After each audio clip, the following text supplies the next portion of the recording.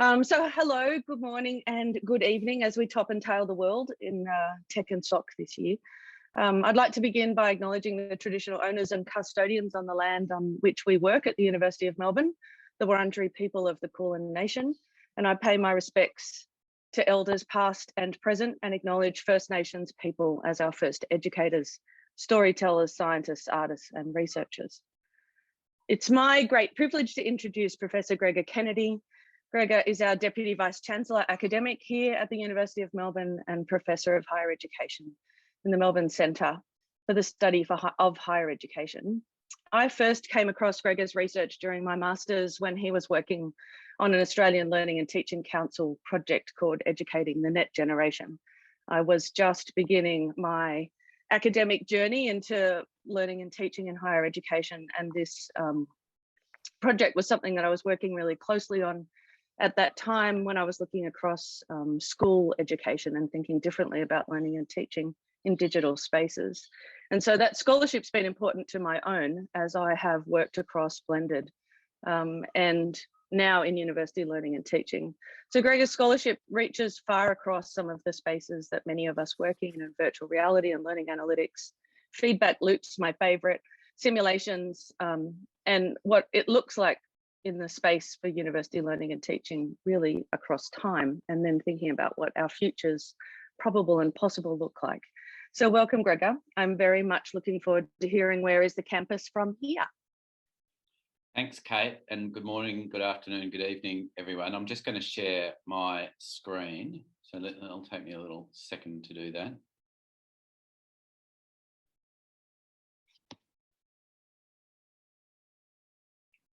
So hopefully you can all see something there. Good-o. So again, thank you. And just to add my acknowledgement of the traditional owners of the lands on which I stand at the moment, which are the Wurundjeri people of the Kulin Nation. And I pay my respect to their elders past, present and emerging. It's a beautiful morning in Melbourne. I'm looking out of my office window across the city. And it's a crisp start to the day. I plan to speak for no more than about 30 minutes. We'll see how we go, and then hopefully leave quite a bit of time for questions and answers at the end. So, in preparing for the talk, I of course did the dutiful thing of looking at the Technology, Knowledge and Society website and looked really at the special focus of the conference theme. I'm not going to talk so much about viral technologies, which in Kate's introduction, I've got a bit of a background in technology, but for this talk, I thought I'd focus a little bit more on the pandemic-driven opportunities and challenges part of the special focus of the conference. So maybe not a talk that is so much about technology, but more about pandemics, opportunities and challenges for universities. And we'll return to the title of the talk in a while. So we had a pretty rough year last year worldwide, where the COVID meteor sort of came and hit our cities, our towns, and of course our university campuses. It in many ways laid waste the daily lives of people, and caught up in that was of course universities, education, and what we had traditionally done, many of our universities anyway, had traditionally done in terms of a campus-based education. At this university, the University of Melbourne, we shut up shop over really a course of a week and have only returned to campus in a small way almost a year later. And that's an experience held by not everyone, but certainly many others across the world. And in some ways, this was an opportunity for the online learning communities of the world to rejoice. Finally, the day in the sun had arrived. People were forced to move to online learning, and faculties and schools and faculty staff, who for years had been dragging their feet really with embracing online learning, suddenly were in a way forced to do this, and suddenly embraced the whole notion of online learning and remote learning. But as we moved through this progression, persistent questions emerged, questions that had faced us for a long time. If you've been working in educational technology or online, questions that had been circulating for a long time came up again. So, can online learning be as good as face-to-face learning? It surely can, can't it? Where I've maintained and certainly had conversations with Kate and others to suggest that this is sort of in a really fundamental way, the wrong kind of question to be asking. Yet people who are new to the landscape certainly began to ask this question again. And then the other kind of narrative that emerged through this crisis was something around disruption.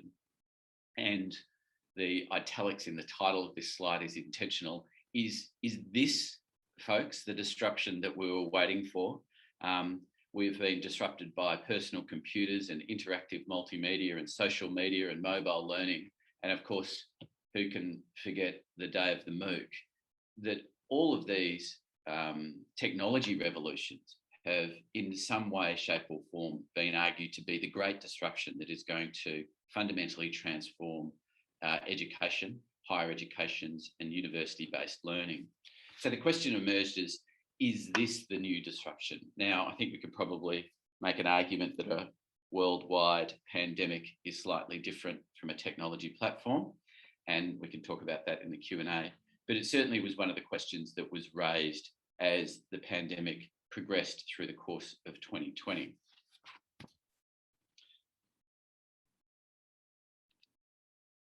I can't go forward in my slides. Oh, it's because the admit button's on there. There we go. So what does all this boil down to? I think we can probably agree that COVID has manifestly presented significant disruption and challenges to universities, both in the thinking about the way in which they offer programs and also the teaching and learning and assessment practices within the university's walls.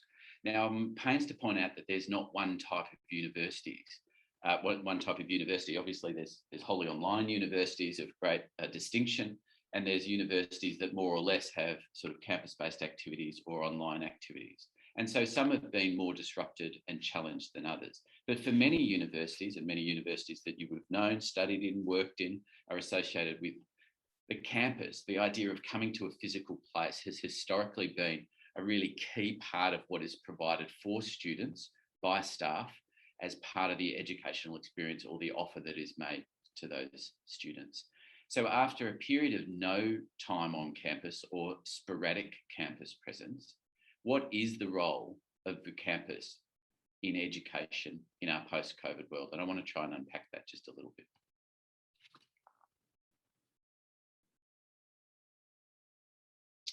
And in unpacking that, it's important to recognise that there are significant challenges that will await us. Many of you would have been party to the conversations about the future of work. This is just something from the World Economic Forum, just Googled and stolen from the internet by me from a report from the World Economic Forum. About half of employees in the US who are currently working at home want to remain at home. And then from a PwC report, there is a disparity of perspective when it comes to the bosses and the staff in terms of how much staff want to come back to the workplace and how much the executives want their staff back at the workplace. So this is going to be something that obviously plays out over the next 12 to 18 months as both corporations and public sector organisations try and work out what the relationship is between place of work and the doing of work. From my own perspective, in speaking to the group that I work with at the University of Melbourne in opening up that dialogue and conversation, this is the spread of what the variation is amongst just the folks around me in terms of the amount that they want to come back on campus to engage in work. So you can see that there's people that obviously are strongly committed for whatever reason to coming back all the time, and some that are less inclined. when we flip that equation, not just to the staff, but start talking about students, in our university, we have many subjects that are called dual delivery subjects, where activities within those subjects are offered to students online and on campus. And this is real data from our students showing that about 2/3 of them, when given the choice, want to come on campus, but 1/3, even though you make it to campus, want to study that activity online. So we do have some consideration of student choice in the way, and student preferences in the way in which we think about this equation and the use of campus and the use of online in the future. I would say, just this data in front of you at the moment, that this was taken during a pandemic, and that there were probably a number of students who were able to come to campus, but for reasons of health probably and slight fear, thought that maybe it would be not wise to come to campus in the second half or the first half of this year, second half of last year, first half of this year.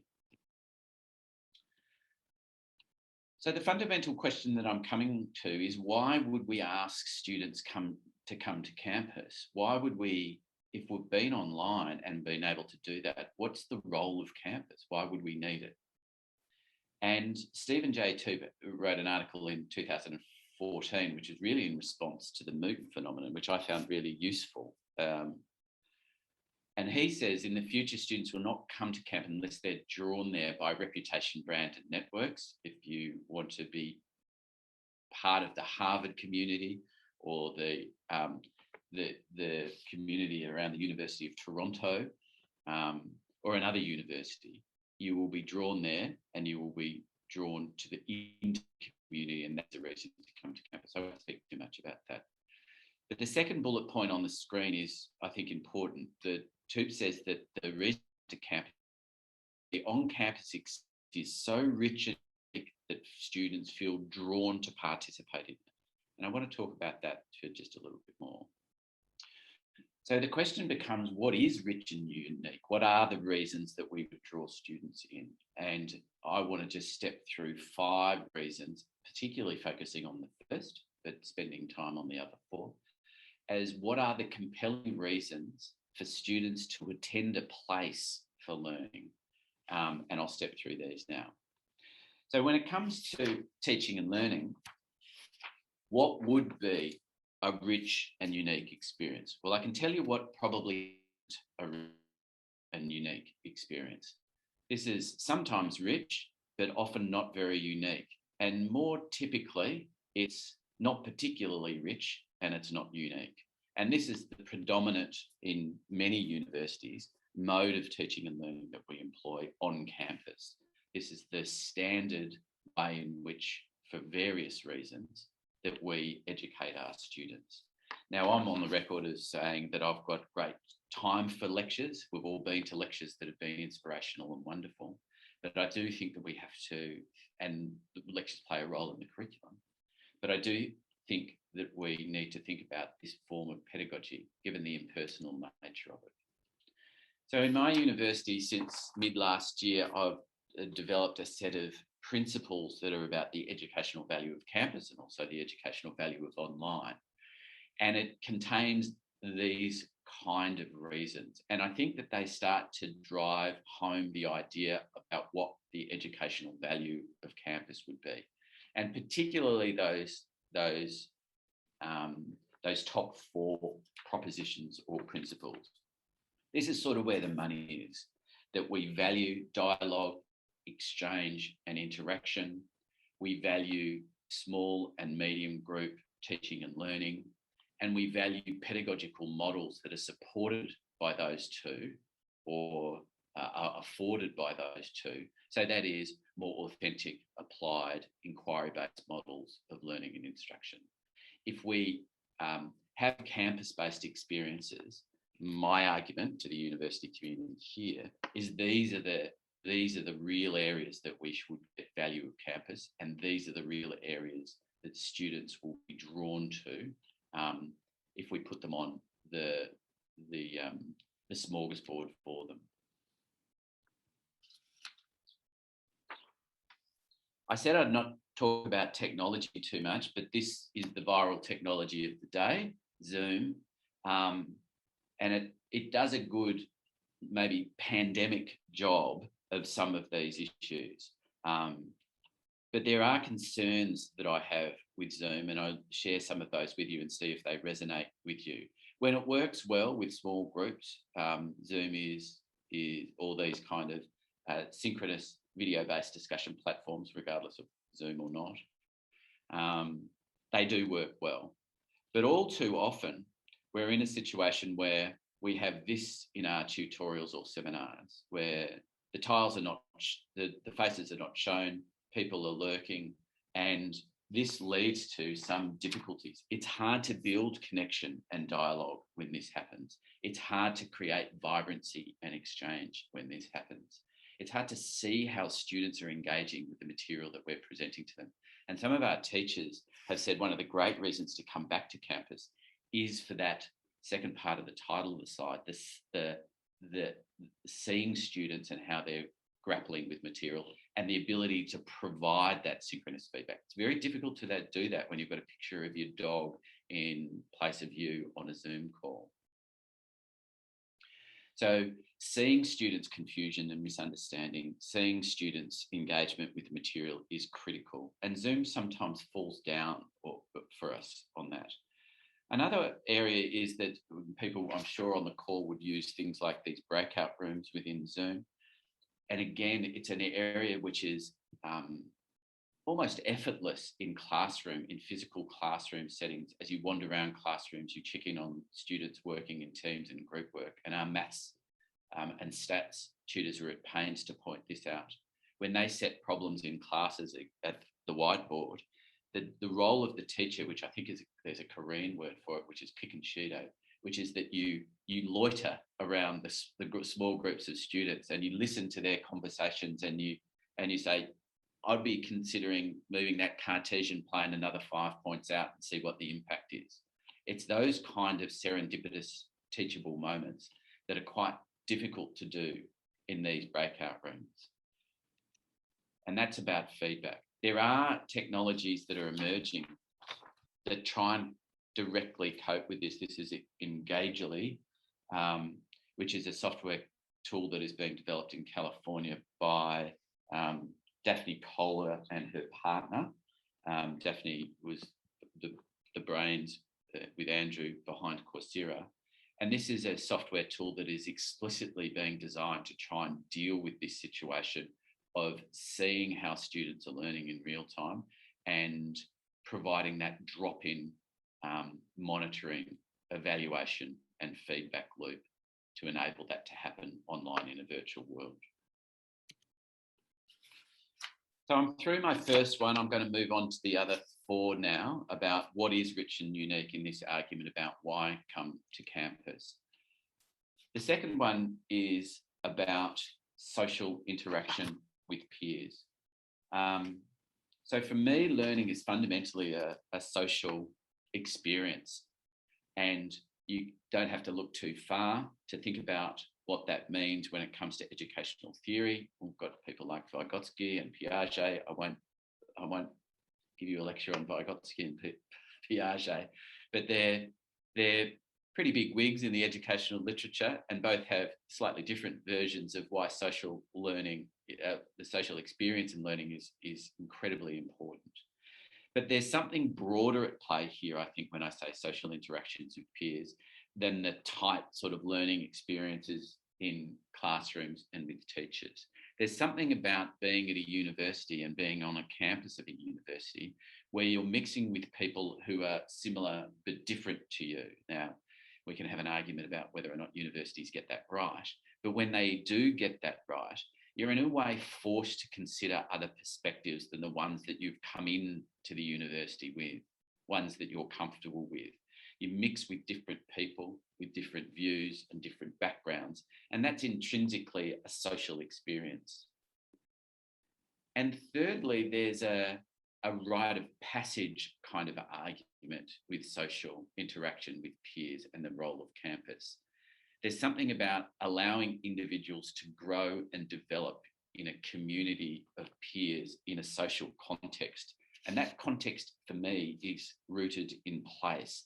You come here, you come to a location to do that social interaction over time, over a period, as a journey. And that is something of a rite of passage.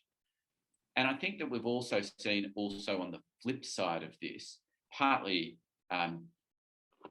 broader issues are at play here. But when we don't have this, it leads to isolation and social isolation.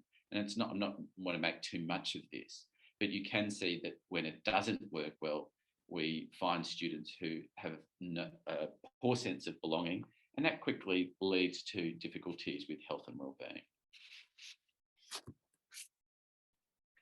The third role of what the campus offers is, of course, related to this social learning experience, but is outside the formal curriculum and classes, the clubs, the theatre, the sports, the political clubs, the placements, the volunteer activities.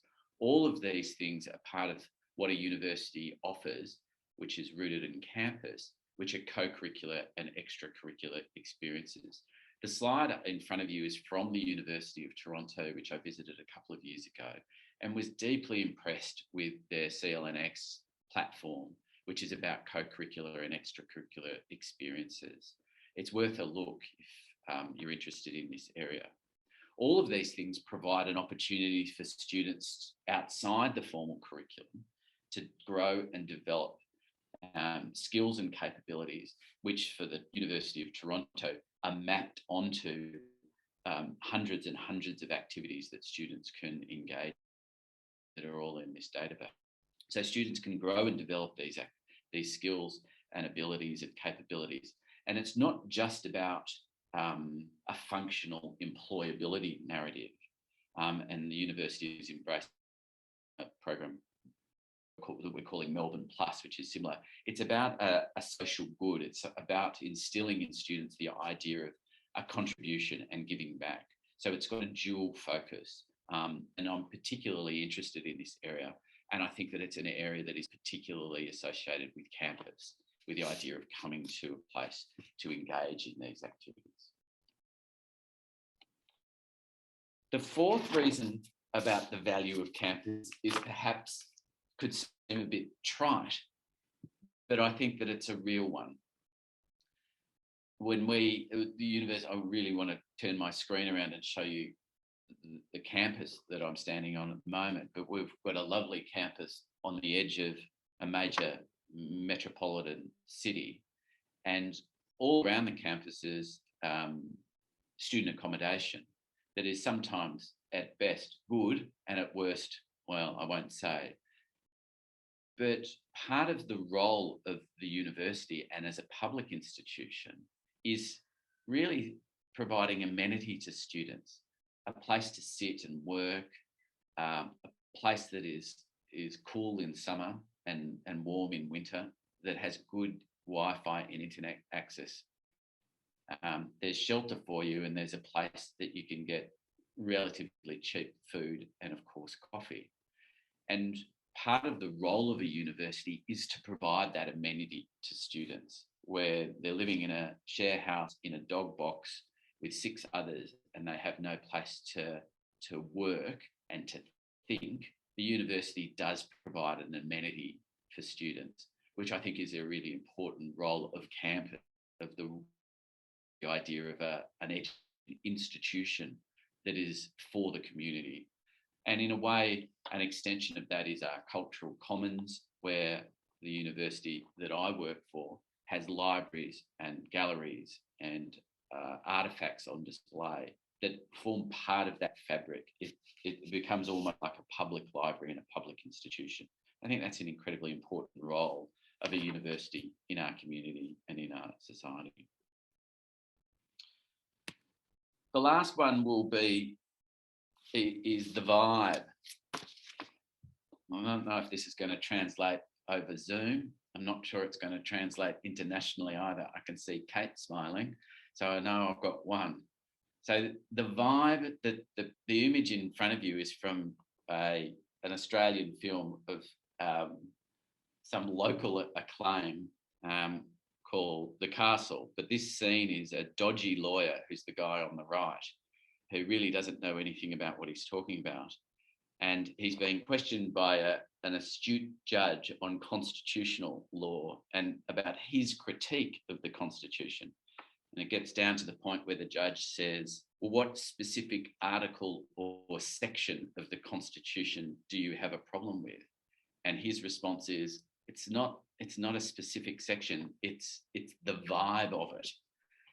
And in a way, it's the vibe of the campus. It's the vibe of being in that community that is, I think, an important sort of ephemeral idea about the value of campus. And these are just two images from our campus, from my campus. We had a leadership conference for the 120 leaders of the institution, as we do every year, a couple of weeks ago. We had a student panel at that conference in the theme of education, which I chaired. And time again, the students, when asked about what the value of the university was, they used words like, it's just an inspiration to be there. I just want to be in the community to soak it up. It's much, much more than just going to class. It's the in-between class time. It's the between building stuff. It's the vibe of the place. This means that the campus is a leaping off point for students, for social activities, for physically going to other places, and sort of an inspiration. And I think that as ephemeral as it is one reason that the campus is an important part of our community and an argument for coming to campus. All right, so I'm going to, in the next 5 minutes, just wrap up and give you some reflections on those arguments. So the argument was, why come to campus? And my first reflection was, well, of course, those 5 areas, give or take, most of them could be done online, of course. This is not an argument about online or on campus. That's not the point of my talk, really. That's not really what I'm trying to prosecute. But what I'm trying to tease apart is to flip that question on its head, or flip the online learning on its head, and start from the point of where everything has been online. Why do we actually need a campus? And part of my second reflection is that it's incumbent upon us as educators and leaders to create campuses as meaningful places. And I mean that in 2 ways. That places that have a personal meaning for students, that they engender a personal identification, that the individual themselves sees the campus and the place that they study as significant, relevant, valuable, and important to the self. It's something that resonates with them, and it creates personal resonance and meaning. And then the second point is a more educational form of meaning, which is meaning making, is that we create environments inside and outside classrooms that facilitate interaction, engagement, discourse, dialogue, that they encourage and afford learning, and they promote the development of knowledge and new understandings. If we reflect on campus, these two is, for me, are sort of pillars of, if we were to design what we need to design, we should be designing for meaning and meaningfulness.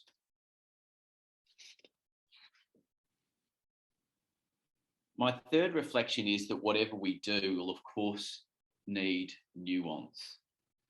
This is sort of not a one-size-fits-all kind of argument. At my institution, we're in deep conversation about things that are on this pie chart.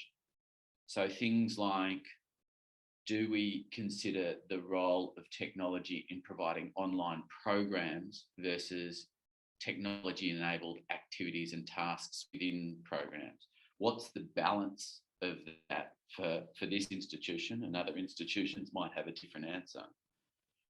And tied to that, potentially, is that the same for undergraduate and postgraduate experiences, or postgraduate students, pardon me. So is there an idea that the campus and the role of online programs might be different for our undergraduate students than our postgraduate students? And finally, very much as part of this world and part of the Australian situation at the moment, many of you would know that the borders of Australia are closed. I was going to say in a large way, but almost universally, Australian nationals can get back in, but even then, it's hard for them to get into Australia at the moment. But our borders have been closed for close to 12 months. And so when we have such wonderful contributions from international students in our curriculum and on our campuses, the role of thinking about how we think about campus and the relationship of technology and campus for international and domestic students is a live question for universities in Australia, and I imagine in other parts of the world. And I've sort of said this in a way, but what I have made an argument to the university community, or certainly the leadership group of the university, is that for a university that is deeply rooted in campus, as many of our universities are, it's only post-pandemic, by knowing what is valuable and meaningful about our on-campus experience, for whom can we really determine what is valuable and meaningful in the online delivery of education. These, of course, work in harmony and yin and yang of campus and online. But I think that we need to, in a way, make a stronger argument, which gets me to my fifth reflection.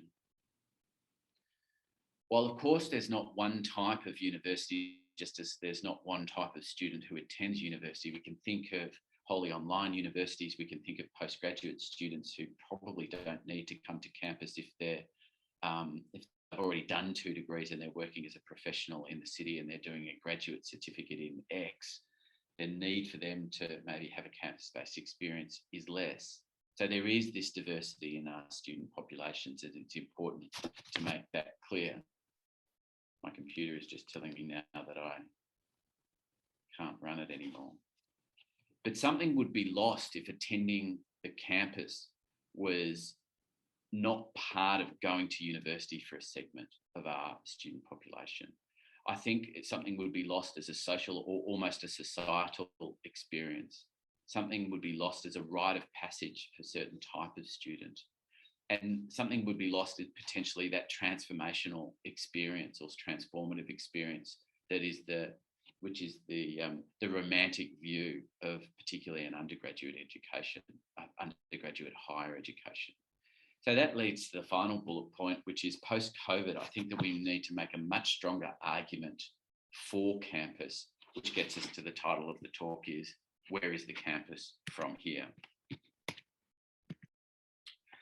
I want to wrap it up there. In preparing this talk, I prepared it and then I thought, I feel like I've said some of this stuff before. So I just want to acknowledge, I went back to a paper that I wrote with Sarah French moons ago, it seems like now, and I reread it just 2 days ago. And many of the ideas that I've spoken about in this talk today not exactly drawn from this paper, but are the same as from this paper. It's worth a read if you want to have a look at it. There's some image acknowledgements, which are probably a little bit incomplete. And I want to stop there, if that's okay, Kate and Tamsin, and open it up for questions.